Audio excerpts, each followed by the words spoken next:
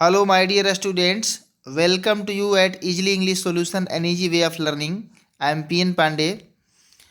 तो इस वीडियो में हम लोग नरेशन पढ़ेंगे और यह जो वीडियो है Bihar board class 8 to 12 and CBSE board class 6 to 12 बहुत ही इम्पोर्टेंट है और कॉम्पिटिटिव एग्जामिनेशंस के लिए भी बहुत ही इम्पोर्टेंट है, क्योंकि सारे कंपटीशंस में भी नरेशन पूछे जाते हैं। और इस वीडियो में हम नरेशन का बेसिक से लेकर स्टैंडर्ड लेवल तक बताएंगे। और यदि आप इस वीडियो को शुरू से अंत तक ध्यान से देखते हैं तो आप नरेशन कभी भी भूलेंगे नहीं, और बिल्कुल आसान तरीक़ा से हम आपको इस वीडियो में बताने जा रहे हैं। और यहाँ तक कि जो लोग नरेशन का बेसिक भी नहीं जानते होंगे वो भी यदि इस वीडियो को शुरू से अंत तक देख लेते हैं तो एक बार में नरेशन को अच्छी तरह से ऐसा समझेंगे कि फिर कभी भूलेंगे नहीं। तो आइए अब इस वीडियो को स्टार्ट करते हैं और देखते हैं कि नरेशन क्या होता है, कैसे होता है और इसको कैसे डायरेक्ट से इनडायरेक्ट में चेंज करते हैं। अब एक सूचना हम आपको बता दें कि इस वीडियो में अफर्मेटिव सेंटेंस से लेकर के अफर्मेटिव इंट्रोगेटिव में बेस्ड ऑन एक्जुलरीज वर्ब, यानी वे सेंटेंसेस जो यस नॉट क्वेश्चन होते हैं एक्जुलरी वर्ब से स्टार्ट होते हैं, और WH क्वेश्चन, और उसके बाद फिर इम्परेटिव, और उसके बाद इम्परेटिव के बाद वीडियो को हमने समाप्त कर दिया है। और इसका पार्ट 2 लाएंगे और इसमें कुछ ऐसे भी हम सेंटेंसेस दिए हैं जो हो सकता है आपके लिए बहुत ही नए हो और बिल्कुल यूनिक, जो कि सभी लोग आसानी से उसको डायरेक्ट से इनडायरेक्ट में चेंज नहीं कर सकते हैं, यानी कुछ स्पेशल कंटेंट इसमें आपके लिए डाला गया है। और इसका पार्ट 2 जब हम अपलोड करेंगे तो उसमें और भी स्पेशल कंटेंट रहेंगे। उसमें हम कवर करेंगे एक्सक्लेमेटरी सेंटेंसेस और ऑप्टेटिव सेंटेंसेस, ठीक है। तो इसका पार्ट 2 देखना ना भूलें। और इस वीडियो में बेसिक से आपको यानी अफर्मेटिव सेंटेंसेस से स्टार्ट किया जाएगा और इम्परेटिव सेंटेंस तक इसमें कंटेंट है, ठीक है। तो आइए हम स्टार्ट करते हैं। बहुत कुछ सीखने को आपको मिलेगा इसमें। तो सबसे पहले क्या है नरेशन। नरेशन को बोलते क्या है हिंदी में, तो कथन। कथन का मतलब क्या है? कथन का तात्पर्य ये है कि किसी के द्वारा बोला गया कोई भी बात, जैसे मैं ही इतना बात अभी इतना देर से आपको बोल रहा हूँ, तो ये सारा के सारा बात क्या है? मेरा कथन है। जैसे मैंने कहा कि मैं अगला वीडियो लेकर आऊँगा और उसमें एक्सक्लेमेटरी और ऑप्टेटिव सेंटेंसेस होंगे, तो ये जो बात मैंने बोला यह खुद ही एक नरेशन है, यानी कथन है। कोई भी ऐसा बात ही नहीं जो नरेशन नहीं है, यानी कंप्लीट एक सेंटेंस आप बोल रहे हैं तो वो नरेशन में ही है, चाहे वह डायरेक्ट नरेशन में हो या इनडायरेक्ट नरेशन में हो, ठीक है। तो इसके टाइप्स को देखते हैं। तो there are 2 types of narration. इसके 2 टाइप्स होते हैं। तो पहला टाइप इसका क्या है? डायरेक्ट नरेशन, यानी इसको हिंदी में बोलते हैं प्रत्यक्ष कथन। प्रत्यक्ष कथन। और दूसरा टाइप है इनडायरेक्ट नरेशन, यानी इसको हिंदी में बोलते हैं अप्रत्यक्ष कथन, ठीक है। तो डायरेक्ट नरेशन क्या होता है? When the statement of a speaker is repeated same in his or her words is called direct narration। यानी यहाँ पर कह रहा है कि स्पीकर यानी कि बोलने वाला, जो भी बोलने वाला व्यक्ति हो, यदि उसके बात को सुनकर सेम उसी के वर्ड में यदि आप रिपीट कर देते हैं, बोल देते हैं, जैसे भी वह बोला हो वैसे ही बोल देते हैं, तो वह हो जाता है डायरेक्ट नरेशन।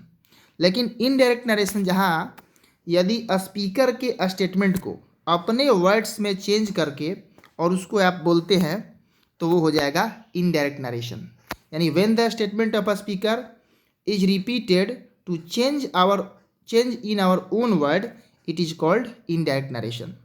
यानी जब बोलने वाले के बात को हम लोग अपने शब्दों में बदल कर और उसको दोहराते हैं तो वह हो जाता है इनडायरेक्ट नरेशन, ठीक है। तो इनडायरेक्ट और डायरेक्ट नरेशन आप समझ चुके हैं। अब देखिए आगे चलते हैं। पहला एग्जाम्पल है डायरेक्ट नरेशन का। Ram said to me my house is near your house. देखिए यह जो सेंटेंस है इसका पहचान कैसे होता है कि यह डायरेक्ट नरेशन में है? इसमें इन्वर्टेड कोमा होता है, ठीक है।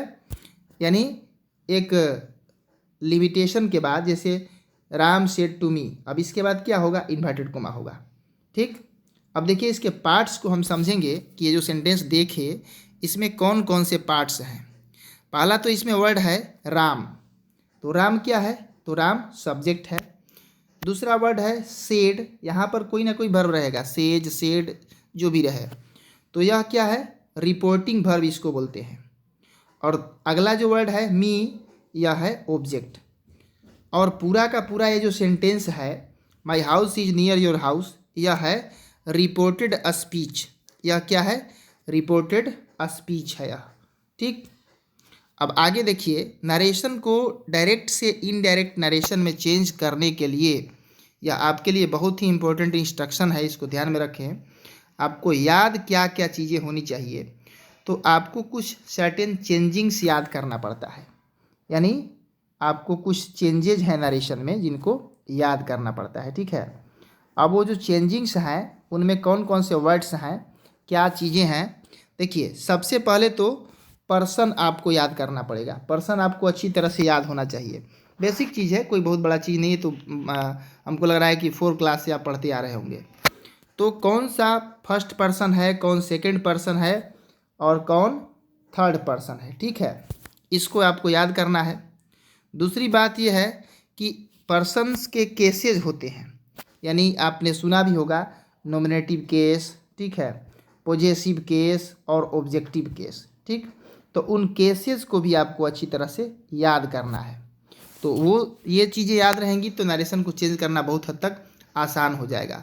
उसके बाद कुछ वर्ड्स के भी चेंजिंग्स होते हैं जिनको आपको याद करना पड़ेगा। तो देखिए पर्सन थोड़ा सा यहाँ पे हमने इंट्रोड्यूस भी कर दिया है, यदि आपको याद भी होगा तो कोई बात नहीं, इसको देख लेंगे। फर्स्ट पर्सन सिंगुलर में होते हैं आई, मी और माई। फर्स्ट पर्सन प्लूरल में होते हैं वी, आवर और अस। और वहीं पर सेकंड पर्सन सिंगुलर में होता है यू, योर और योर्स सिंगुलर में, और प्लूरल में भी यू, योर और योर्स ही होता है। अब आगे चलते हैं थर्ड पर्सन।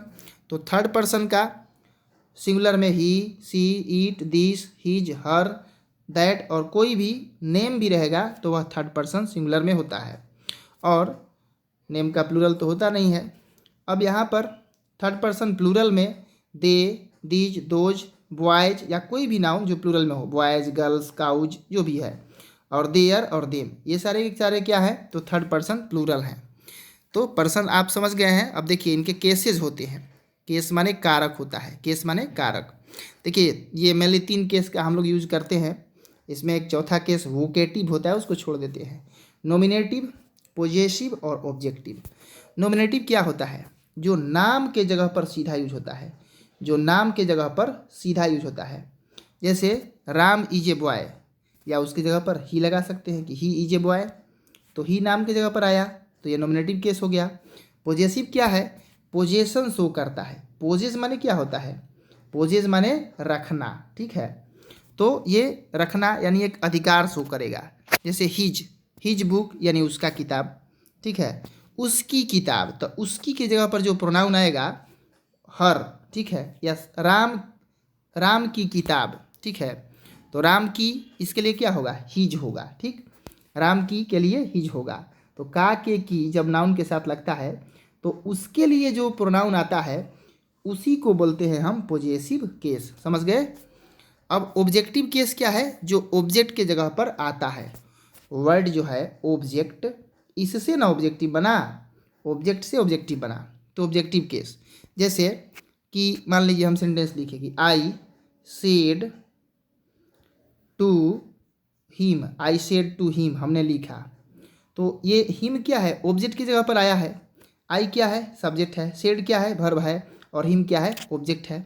तो ये जो हिम हुआ ऑब्जेक्टिव केस हुआ, क्योंकि यह ऑब्जेक्ट की जगह पर आया है, ठीक है।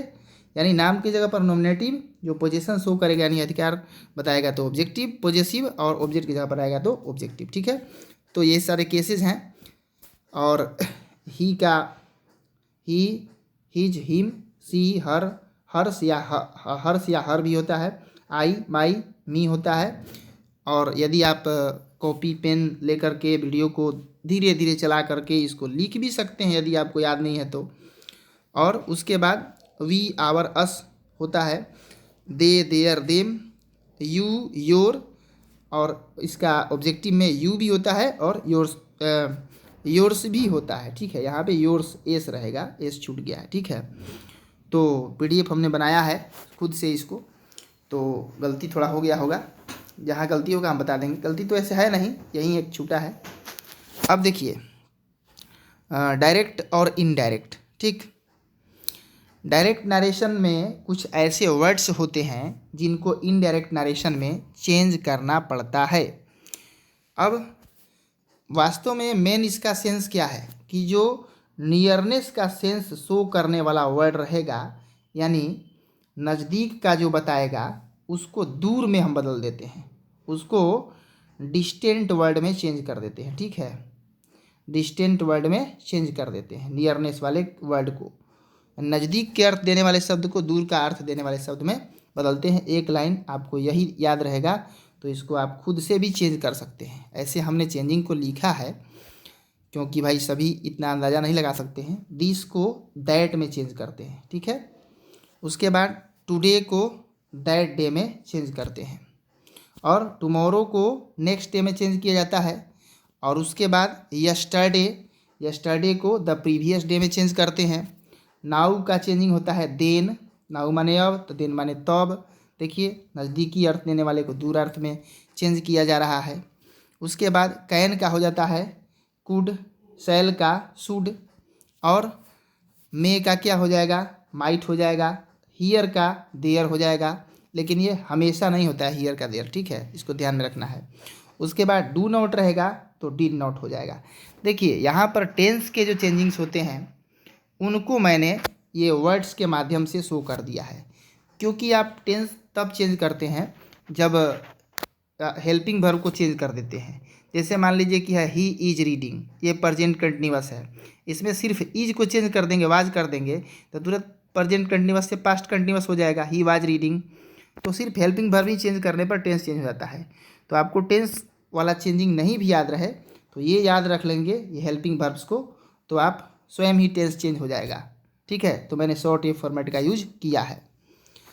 तो ऐसे याद रखिए कि प्रेजेंट के जो भी काइंड्स हैं पास्ट के उसी काइंड्स में हो जाते हैं। जैसे प्रेजेंट इंडिफिनिट है, ठीक है, तो प्रेजेंट इंडिफिनिट किस में चेंज होगा, पास्ट इंडिफिनिट में, पास्ट का इंडिफिनिट में ही चेंज होगा।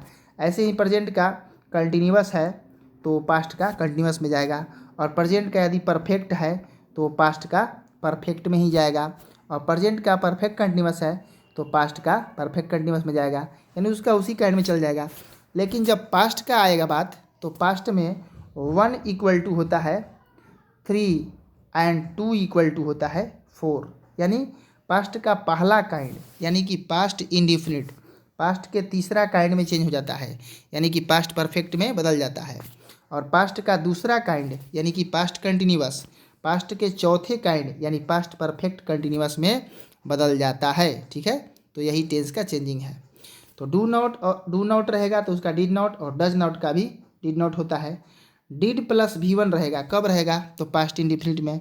जैसे डिड ही प्ले, तो डिड और प्ले है तो उसका हैड प्लस V3 कर देंगे। डिड ही प्ले तो ही हैड प्लेड कर देंगे। ठीक है, हैड प्लस V3 हो जाएगा इसका।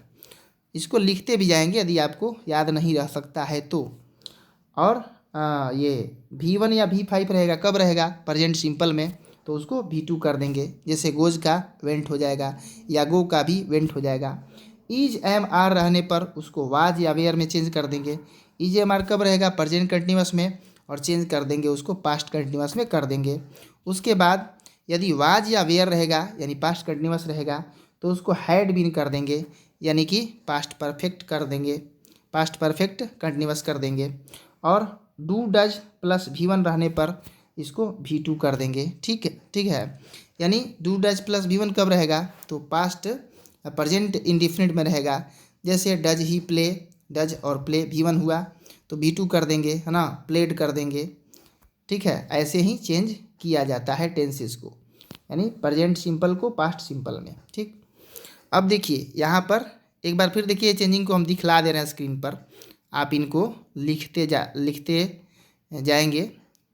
ठीक है, ऐसे वीडियो को पुश करके भी रोक रोक कर धीरे धीरे इनको आप लिख सकते हैं। ठीक है, तो आइए अब हम आगे चलते हैं और आगे में हम लोग देखेंगे कि कैसे चेंज करते हैं। देखिए यहाँ पर एग्जाम्पल हर तरह का मैंने दिया है।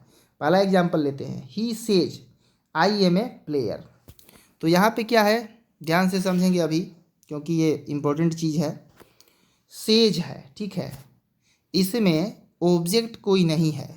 सेज टू मी या सेज टू हिम, यानी सेज के बाद टू जो है ही नहीं, और उसके बाद कोई वर्ड मी या हिम कुछ नहीं है। ठीक है, तो इसमें सेज का टेल्स या टोल्ड नहीं करेंगे।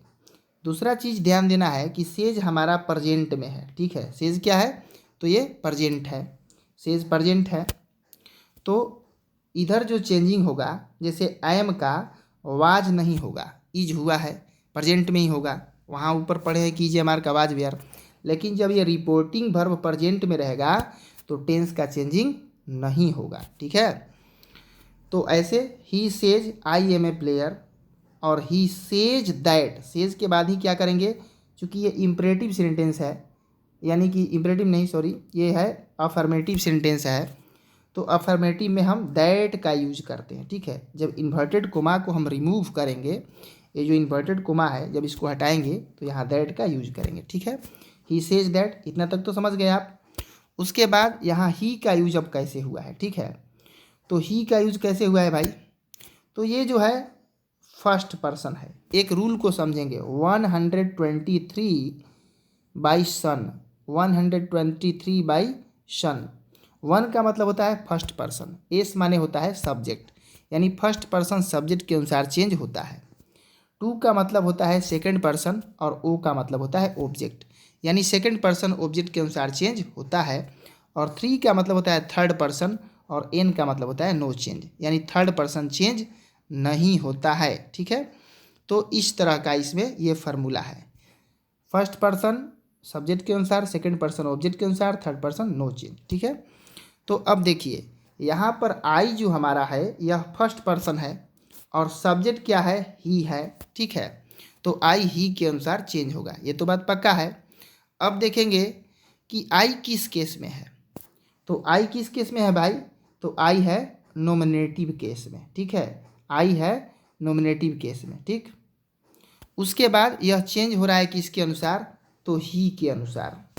तो ही का नॉमिनेटिव देखेंगे क्या होगा, तो ही का नॉमिनेटिव, ही खुद नॉमिनेटिव है तो ही इसलिए यहाँ पर लिखा गया है। ठीक है, उसके बाद एम की जगह पर इज हो गया, क्योंकि ही के साथ तो एम आएगा नहीं, और इज इसलिए लगाया क्योंकि ये प्रेजेंट में है। उसके बाद ए प्लेयर लिख दिए।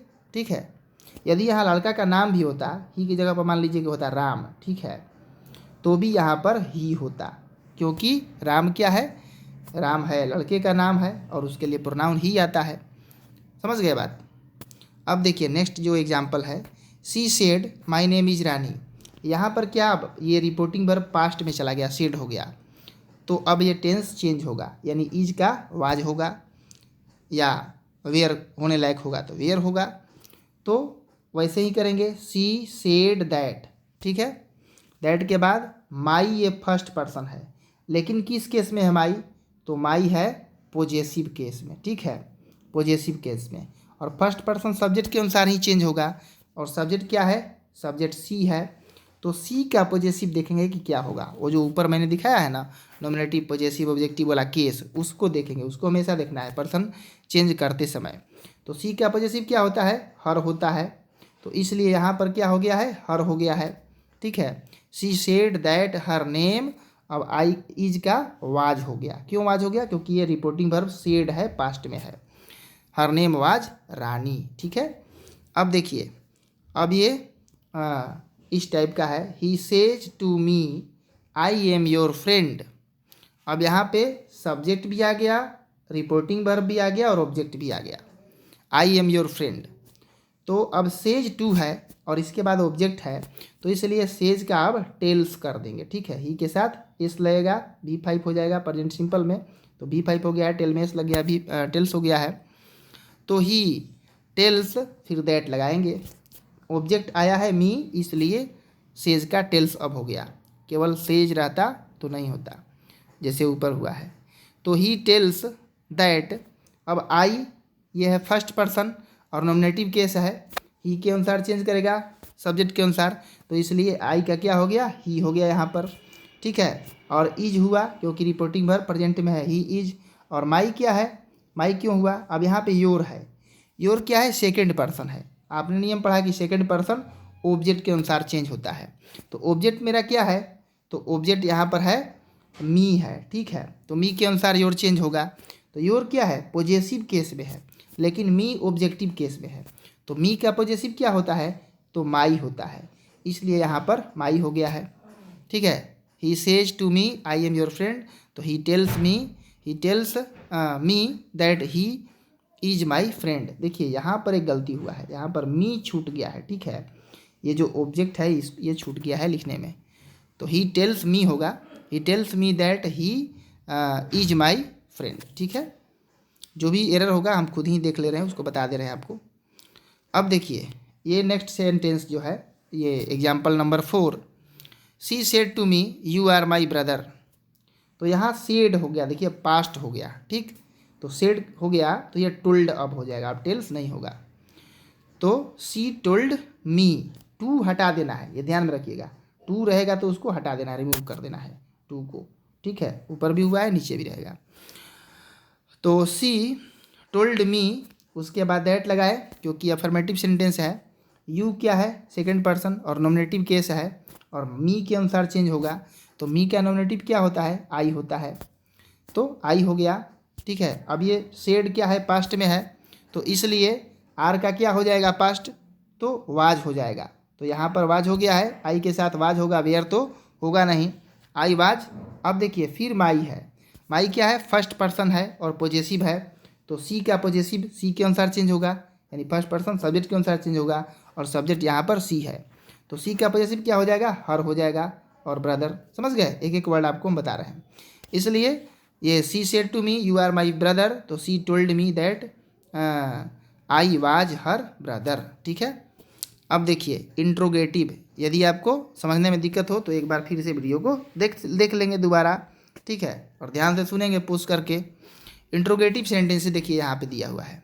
Interrogative, two types of interrogative होते हैं, दो तरह के होते हैं। एक होता है यस नॉट क्वेश्चन, जिनका आंसर यस या नो में दिया जा सके, जैसे आर यू रीडिंग, क्या तुम पढ़ रहे हो, तो इसका आंसर दे रहे हैं यस या नो, तो हो जाएगा। लेकिन यदि पूछा जाएगा कि व्हाट आर यू रीडिंग, तुम क्या पढ़ रहे हो, तो इसका आंसर यस या नो में नहीं दे सकते हैं, बताना पड़ेगा कि आई एम रीडिंग या story, I am reading a novel, जो भी। तो ये यस नॉट क्वेश्चन है, यानी yes not question helping verb से हमेशा शुरू होगा, is, am, are, was, were, has, have, had, do, does, did, या will, shall, can, could, may, might, यह सब से शुरू होगा, ठीक है, एक्जुलरी वर्ब या मॉडल वर्ब से। तो इसको कैसे चेंज करेंगे, देखिए यहाँ पर सारा नियम वही रहेगा, थोड़ा सा का अंतर है बस। यहाँ पे आस्क्ड कर देंगे, यदि सेज रहेगा तो आस्क होगा या आस्क्स होगा, और सेड है तो आस्क्ड कर देंगे। तो ही आस्क्ड, टू को तो हटाना ही है, हटा दिए, मी। अब यहाँ इफ़ लगाएंगे, ठीक है, या विदर भी लगा सकते हैं, WHETHER, ठीक है, इफ़ या विदर दोनों में से कोई लगाएंगे, ठीक है। उसके बाद इसको हम मानेंगे कि यहाँ पर लिखा हुआ है, और इसको मानेंगे कि यहाँ पर लिखा हुआ है, यानी इंट्रोगेटिव सेंटेंस को अफर्मेटिव में चेंज करके और तब इनडायरेक्ट नरेशन में चेंज किया जाता है।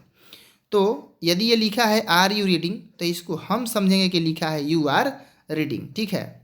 तो यू का क्या हो जाएगा, आई हो जाएगा। क्यों हो जाएगा भाई, क्योंकि ये यू सेकंड पर्सन है और ये ऑब्जेक्ट यानी मी के अनुसार चेंज होगा, और नॉमिनेटिव केस है तो मी का नॉमिनेटिव आई हो जाएगा, ठीक है। ये जिस केस में रहेगा और जिसके अनुसार चेंज होगा उसका वही केस लिखेंगे, ठीक है।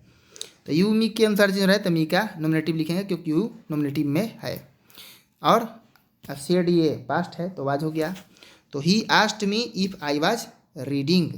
नेक्स्ट क्वेश्चन देखते हैं, she said to him do you play game, ठीक है।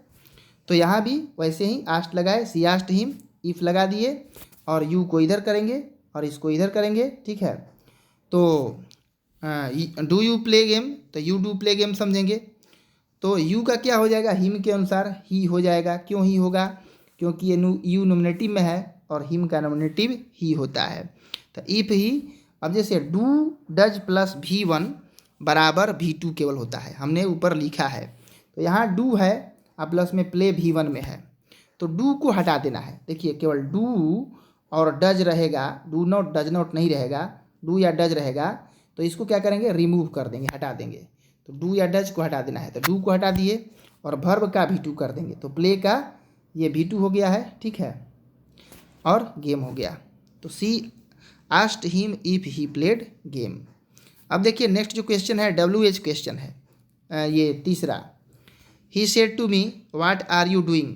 तो ही आस्क्ड इसमें भी लगाएंगे मी, ठीक है, ही आस्क्ड मी, इतना तक तो आप समझ रहे हैं। उसके बाद जो ये वाट लिखा है कुछ भी आएगा, वाट, वेयर, वेन, हाउ, जो भी WH वर्ड आएगा तो उसको सेम लिख देंगे, इन्वर्टेड कोमा हटाएंगे, उसको लिख देंगे। यानी यहाँ पर दैट, इफ, वेदर किसी भी वर्ड का यूज नहीं करेंगे। वाट लिखे, उसके बाद फिर वही रूल अप्लाई करेंगे जो ऊपर किए। आर यू डूइंग को हम समझेंगे कि लिखा है you are doing, are you doing को यू आर डूइंग समझेंगे। तो यू को चेंज करेंगे पहले, तो मी के अनुसार चेंज होगा, क्योंकि सेकंड पर्सन है, ऑब्जेक्ट के अनुसार चेंज होगा। तो यू नॉमिनेटिव में है, तो मी का नॉमिनेटिव क्या होगा, आई हो जाएगा, आई यहाँ हो गया है। और उसके बाद आर का क्या हो गया, वाज हो गया। क्यों हुआ, क्योंकि ये सेड है पास्ट में, और डूइंग का डूइंग, ठीक है। तो व्हाट आर यू डूइंग, तो व्हाट आई वाज डूइंग, ठीक। अब देखिए नेक्स्ट क्वेश्चन भी WH क्वेश्चन है, दो एग्जाम्पल दे दिया हमने, अच्छी तरह समझ में आ जाए इसलिए। तो she said to him when do you go to a school. तो सी आस्क्ड हिम, इतना तक तो समझ रहे हैं। और ये WH वर्ड है, तो इसको सेम देखिए लिख दिया गया है, इफ़, विदर, दैट का यूज नहीं किया गया है। उसके बाद he went to a school किया गया है। चलिए इसको समझते हैं कैसे हुआ है। तो when do you go to a school, तो व्हेन तो लिख दिए, अब यू का क्या, यू यहाँ पर आएगा, ठीक है, और डू यहाँ पर जाएगा, लेकिन डू को फिर हटा देना है, क्योंकि डू डज हटाएंगे, ऊपर ही बोले हैं हम। तो you go to a school बचा है ना। उसके बाद डू डज हटाने के बाद क्या किया जाता है, तो ये जो वर्ब है इसका V2 किया जाता है, ठीक है। तो गो का V2 वेंट हो गया है और टू अ स्कूल हो गया है, समझ गए बात। तो she asked him when he went to a school. अब नेक्स्ट जो है देखिए इम्परेटिव सेंटेंस है, यहाँ थोड़ा डिफाइन किया है मैंने कि इम्परेटिव सेंटेंसेज जो होते हैं मुख्य रूप से क्या एक्सप्रेस करते हैं, तो रिक्वेस्ट, ऑर्डर या एडवाइस। एडवाइस को ही सजेशन भी बोलते हैं, रिक्वेस्ट माने आग्रह करना, ठीक है, प्लीज़, काइंडली वाले सेंटेंस होते हैं। ऑर्डर को ही कमांड बोलते हैं, ठीक है, ऑर्डर को ही कमांड बोलते हैं, आज्ञा देना, आदेश देना। एडवाइस यानी इसको ही सजेशन बोलते हैं, यानी सलाह देना, ठीक है। तो ये सेंटेंस जो है इम्परेटिव सेंटेंस, यह आज्ञा देता है, आग्रह करता है या सलाह देता है। तो देखिए पहला जो क्वेश्चन है, father said to me bring a glass of water, इसका पहचान है ऑर्डर वाले सेंटेंस को, इसी का को कमांड भी बोलते हैं कि ये वर्ब से ही प्रायः शुरू होता है और V1 से ही शुरू होता है, वर्ब का V1 ही रहेगा। ब्रिंग क्या है, V1, bring a glass of water for me, तो ऑर्डर दे रहा है। ये चीज़ तो समझ रहे हैं कि फादर हैं तो भाई ऑर्डर ही देंगे कि एक गिलास पानी मेरे लिए लाओ, ठीक है। तो यहाँ पर जो ये हेल्पिंग वर्ब, ये जो रिपोर्टिंग वर्ब को हम चेंज करेंगे तो उसी वर्ड में चेंज करेंगे जो फीलिंग एक्सप्रेस किया गया है।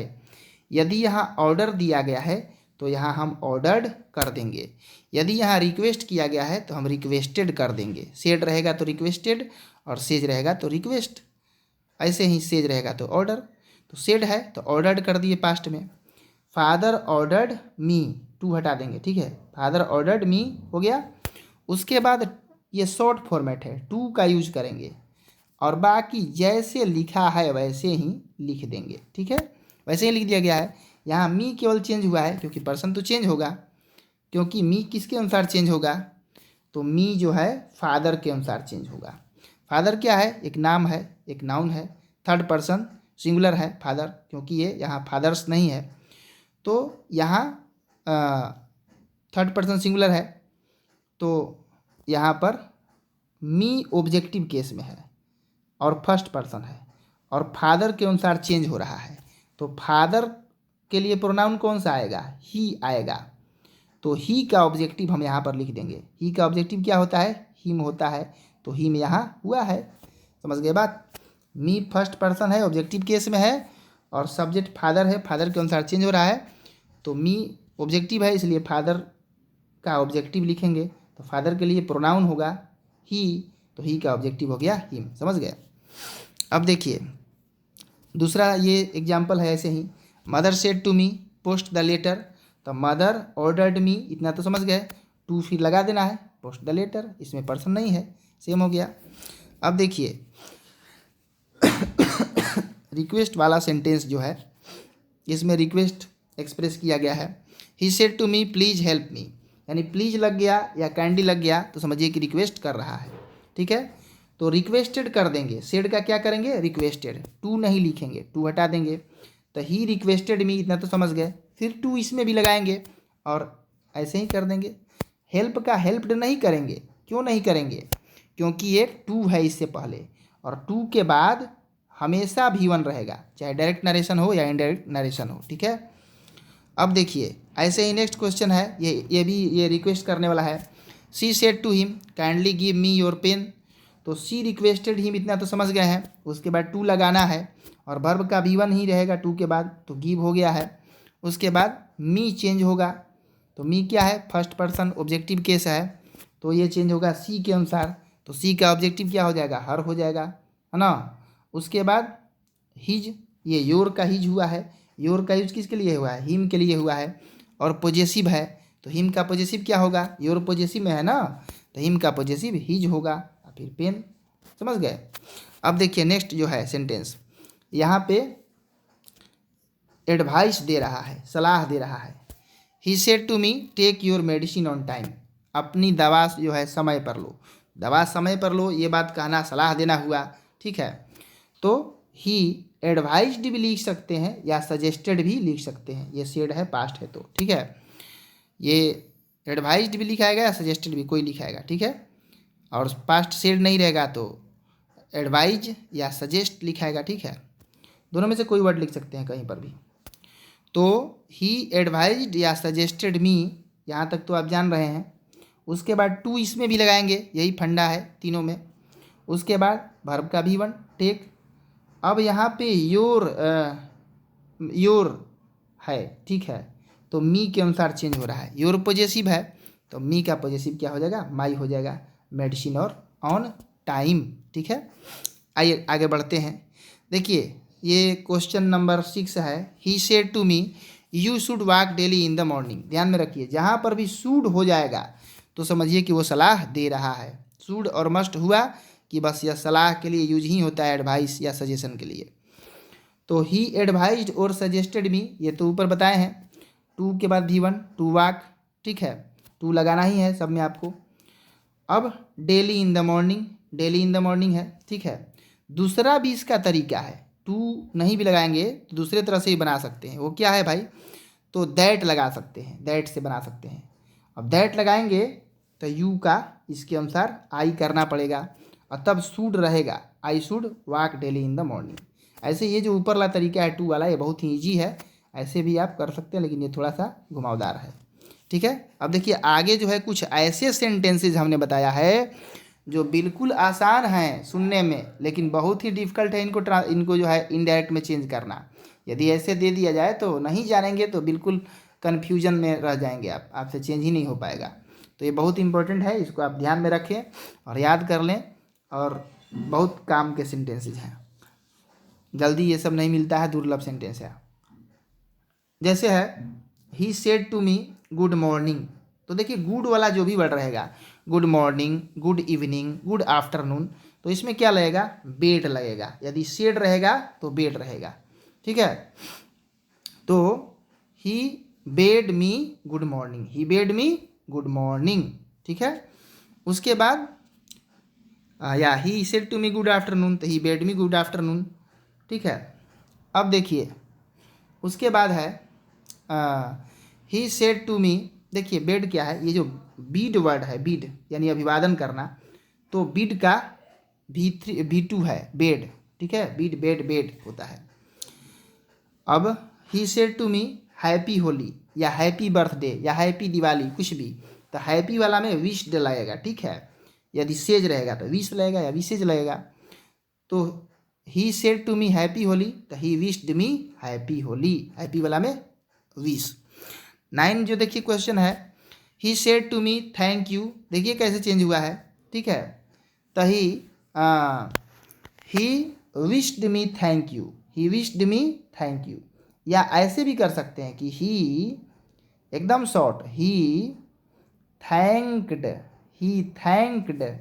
और मी, ही थैंक्ड मी हो गया। और ये बहुत ही शुद्ध है, एकदम गलत एकदम ही नहीं है।